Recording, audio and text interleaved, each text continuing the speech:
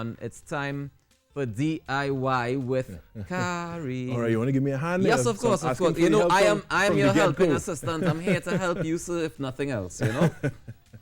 So this morning we have a piece of, what's this? Yes, it's a piece of apply. So the tire, we gave the tire rest today because we were working. Remember last time we put the fabric on the tire, so that was pretty much it for the tire part itself.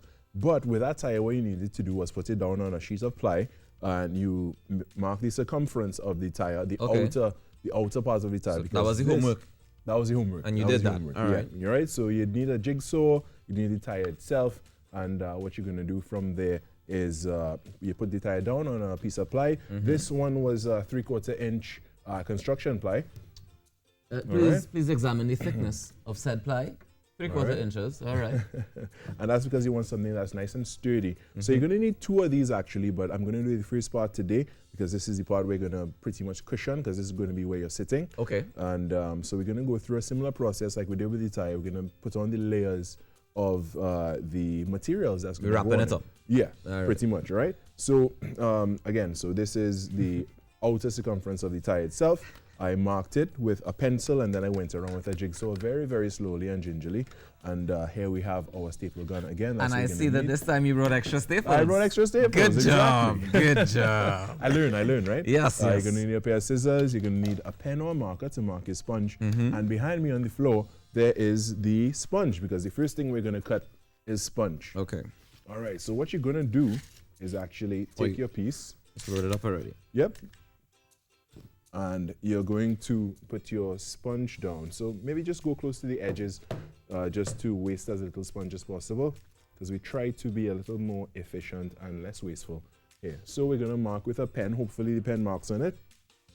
And it is cooperating today, so that's good news. I'm actually going to use 2 layers of sponge. So we're going to cut 2 of these. Okay. I have another pen here. Maybe we can speed up the process a little bit. If my pen would work. Kind of working. Teamwork making the dream work my pen is nowhere near as cool as the one you're using. Right here with Rockers. Yep, just an ordinary ballpoint pen. And when you're marking, you want to pull rather than go away from yourself. So you pull instead. It tends to work a little better that way. Okay. Noted. All right, so little tips here. So what I'm not getting in actual pen markings, I'm going to get in digging into the sponges. That's fine. Okay. As long as we could see it and we could run the scissors through it, we'd be good to go.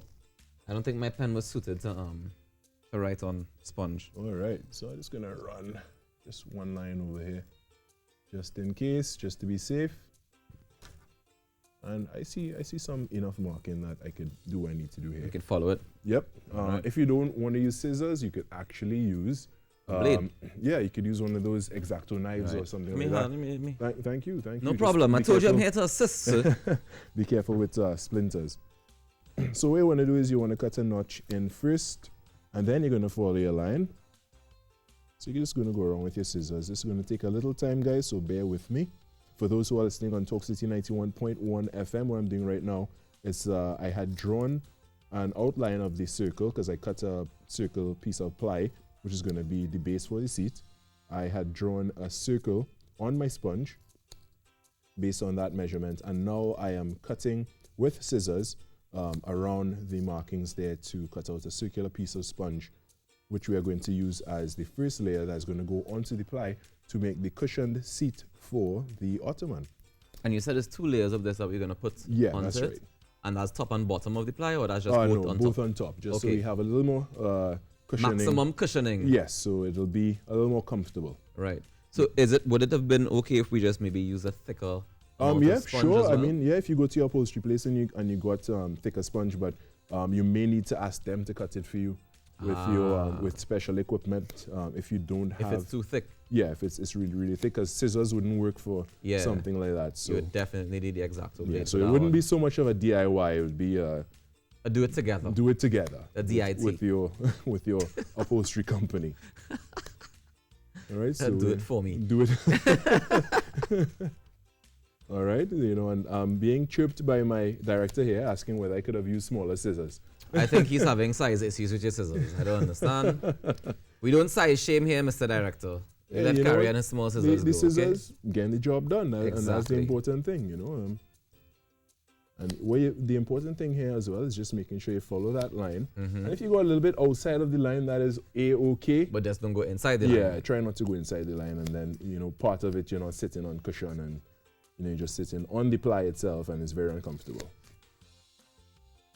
So we are so perilously close. I know, saying, yeah, I feel like we're not going to be able to finish this one. But we know what we're doing. And what's going to happen is that you'll finish cutting it out as homework.